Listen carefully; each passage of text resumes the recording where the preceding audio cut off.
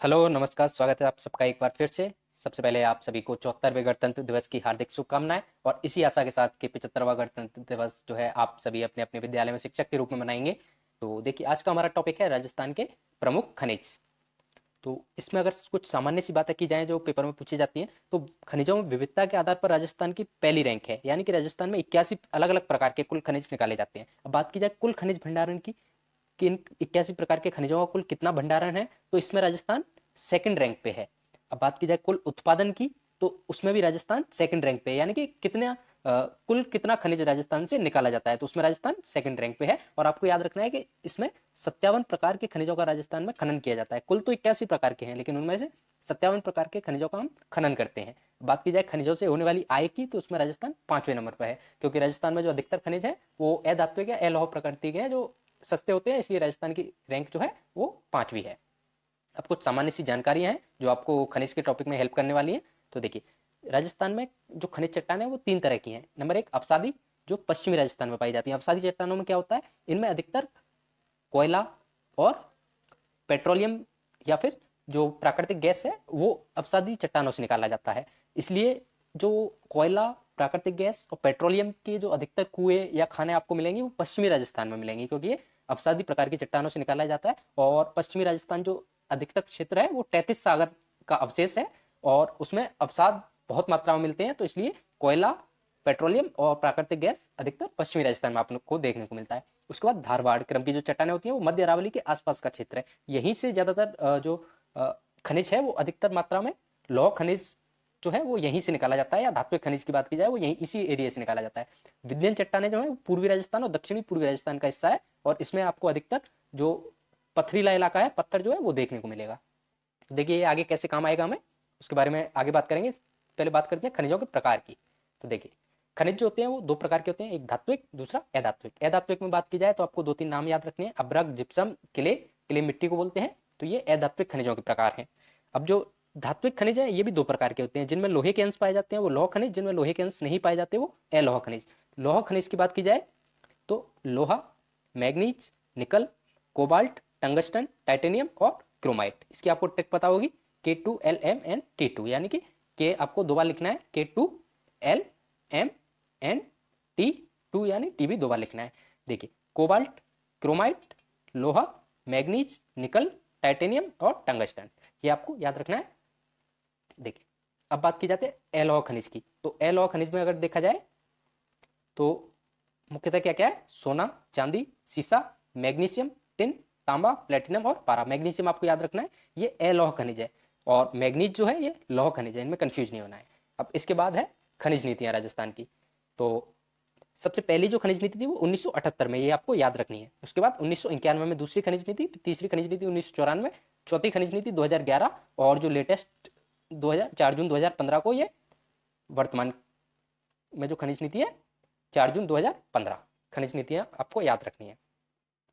अब इसके बाद देखिए, खनिजों की जो खनन क्षेत्र है उनके बारे में बात करने से पहले थोड़ी सी बात करते हैं। मैंने आपको बताया कि ये जो एरिया है यहाँ अवसादी चट्टानें पाई जाती हैं इस एरिया में, क्योंकि ये 33 सागर का हिस्सा था। तो जितनी भी आपको कोयला या फिर बात की जाए पेट्रोलियम या फिर प्राकृतिक गैस, ये खनिज आपको इसी एरिया से मिलेंगे, ज्यादातर इसी एरिया में।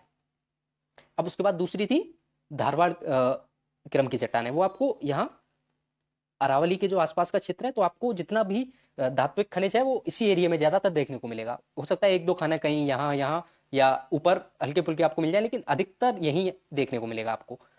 अब तीसरा था विंध्यन क्रम की चट्टान, जो विंध्य जो है, विंध्य पर्वतमाला वो एमपी में है, लेकिन ये जो एरिया है यहाँ तक उसका थोड़ा बहुत विस्तार है। तो आपको ये जो एरिया है बिल्कुल पथरीला एरिया देखने को मिलेगा, जिसमें धौलपुर, करौली, यहाँ का आपने सुना होगा कि लाल पत्थर फेमस है, वो इसलिए क्योंकि ये विंध्यन कगार जो है उसी का हिस्सा है। अब देखिए ये कैसे काम आएगा हमें आगे, उसके बारे में बात की जाए।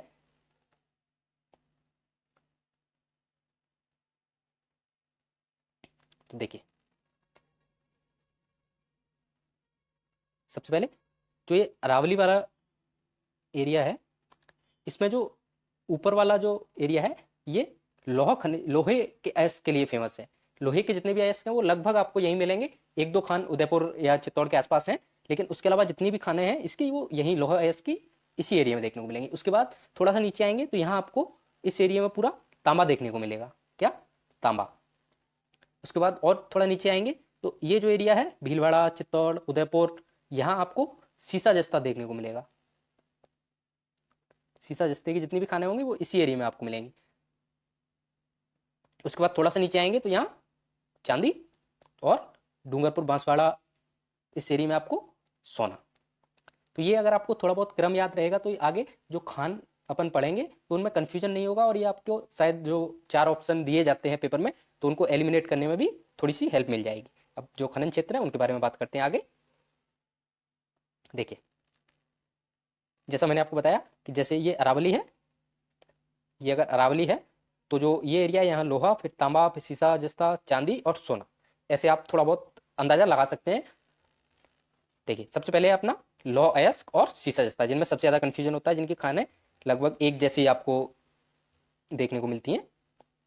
देखिए, लौह अयस्क की खाने ज्यादातर उत्तरी अरावली में मिलेंगी, जिनमें झुंझुनू, जयपुर, दौसा, ये 3 एक जगह आपको याद रखनी है। झुंझुनू की डाबला सिंगाला, जयपुर की मोरिजा बानोल, मोस्ट इंपोर्टेंट, उसके बाद दौसा की निबला रायसेला, मोस्ट इंपोर्टेंट, और एक ही अलग से आपको याद रखनी है उदयपुर में नाथरा की पाल और थुरुंडेर।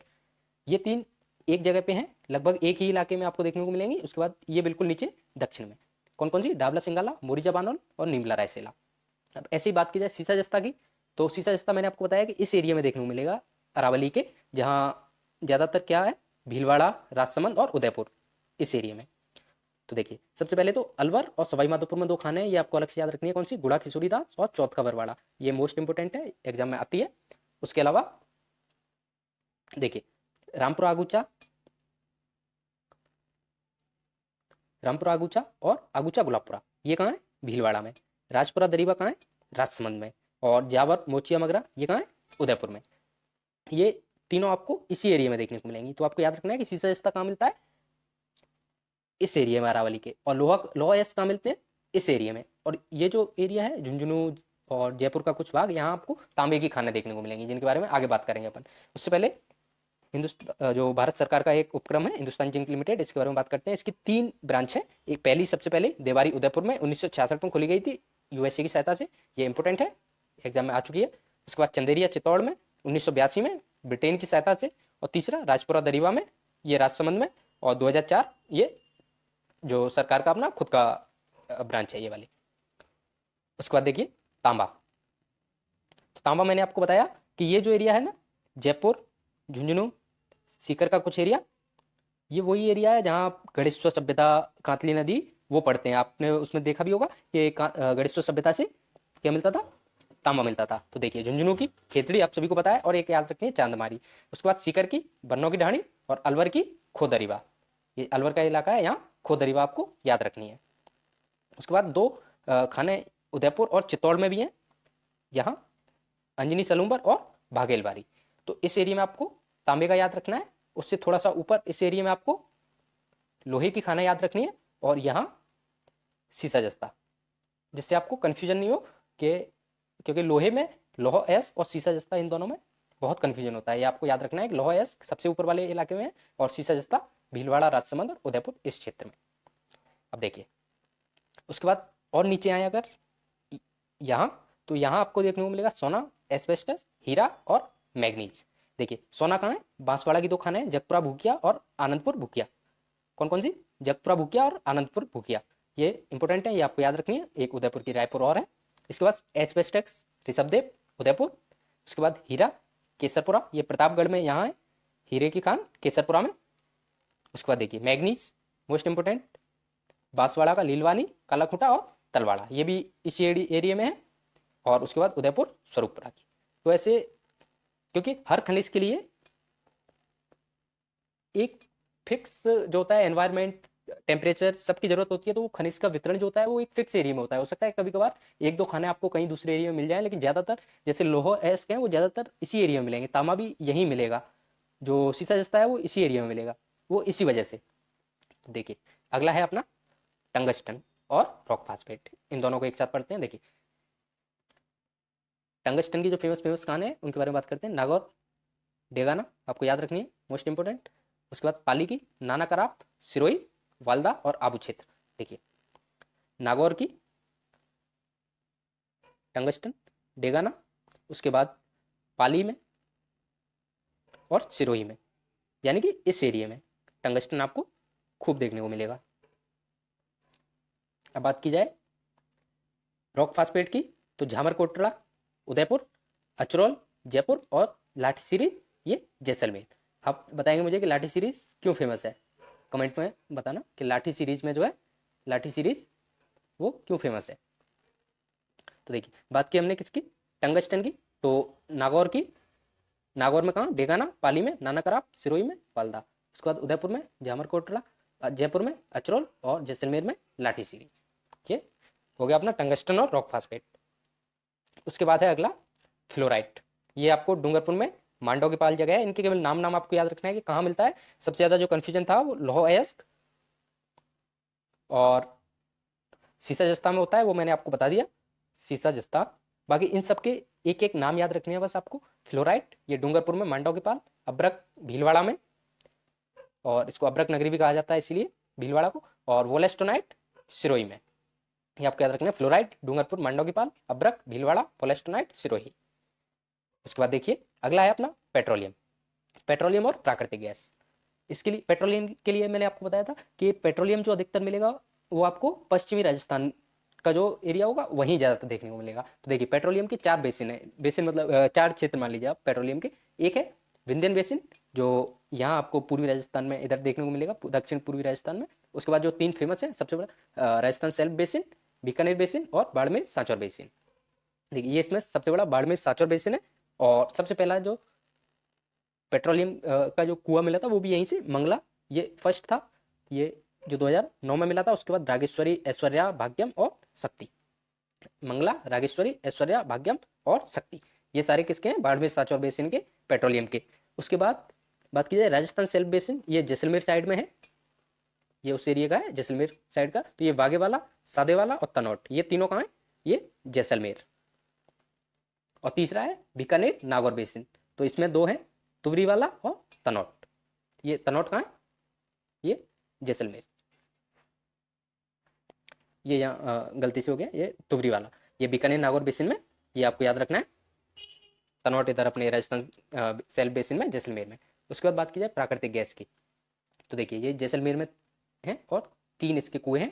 पहला जो सबसे पहले राजस्थान में खोजा गया था वो घोटारू, उसके बाद गुमाने वाला और रामगढ़, ये 3 आपको प्राकृतिक गैस में याद रखने हैं। इसके बाद अगला है अपना कोयला। कोयला भी उसी एरिया में, बाड़मेर, बीकानेर, बीकानेर बाड़मेर। देखिए बाड़मेर में कौन कौन से, कपूरली, जालिपा, गिरल और भद्रेश। ये मैंने आपको कल लिग्नाइट आधारित जो पावर प्लांट थे उनमें भी बताए होंगे, जो कल का हमारा टॉपिक था राजस्थान में ऊर्जा संसाधन, तो लिग्नाइट आधारित जो पावर प्लांट थे उसमें मैंने गिरल और ये आपको बताए होंगे। तो इससे आप याद रख सकते हैं कि बाड़मेर में कौन कौन से, कपूरली, जालिपा, गिरल और भद्रेश। उसके बाद बात की जाए बीकानेर में, तो बीटनोज, बरसिंगसर और पलाना।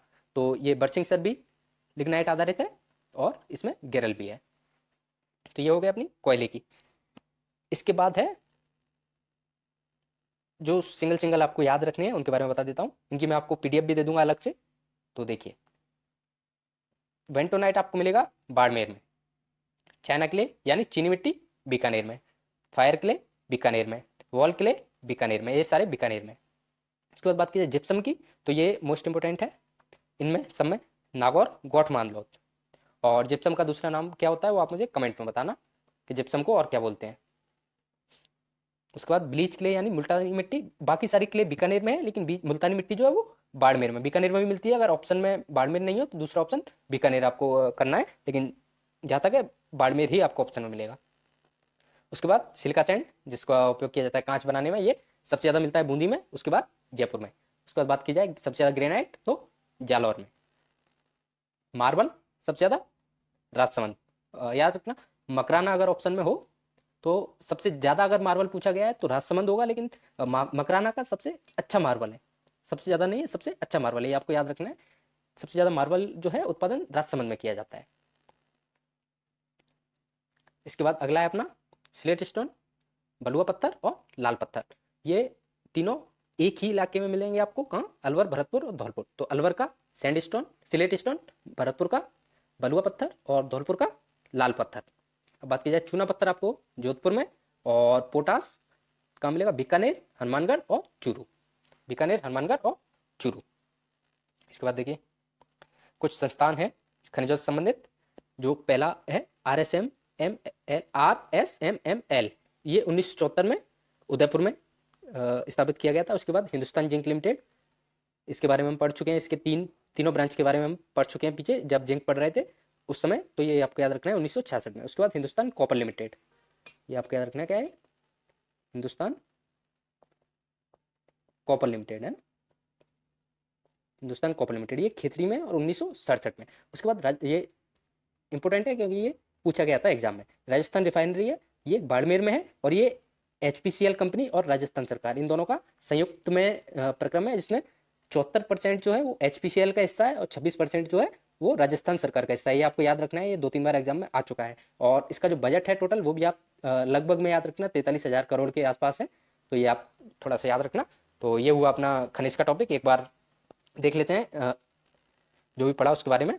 तो देखिए झुंझुनू में मैंने आपको बताया लौह अयस्क और तांबे की खानें हैं, डाबला, सिंगाला और खेतड़ी। उसके बाद ये आपको याद रखना है कैल्साइट, और कैल्साइट आपको याद रखना है, कैल्साइट और पायराइट, ये दोनों कहाँ हैं, सीकर में। और सीकर में यूरेनियम का एक नया क्षेत्र मिला है, किसका, यूरेनियम का। वो आप मुझे कमेंट सेक्शन में बताएंगे, वो करंट का क्वेश्चन है और मोस्ट इंपोर्टेंट है, वो कौन सा क्षेत्र है। अगर कमेंट में कोई आंसर नहीं आएगा तो मैं आपको अगले जो वीडियो आएगा उसमें मैं आपको बता दूंगा उसके बारे में।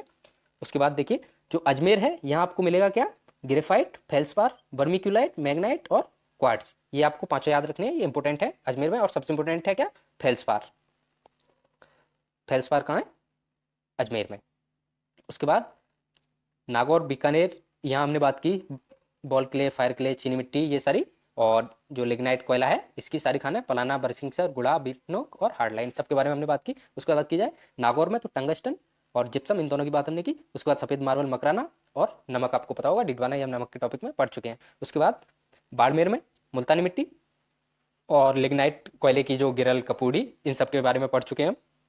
अब देखिए सबसे नीचे डूंगरपुर में फ्लोरस पार्क की मांडव की पाल, ये हम पढ़ चुके हैं।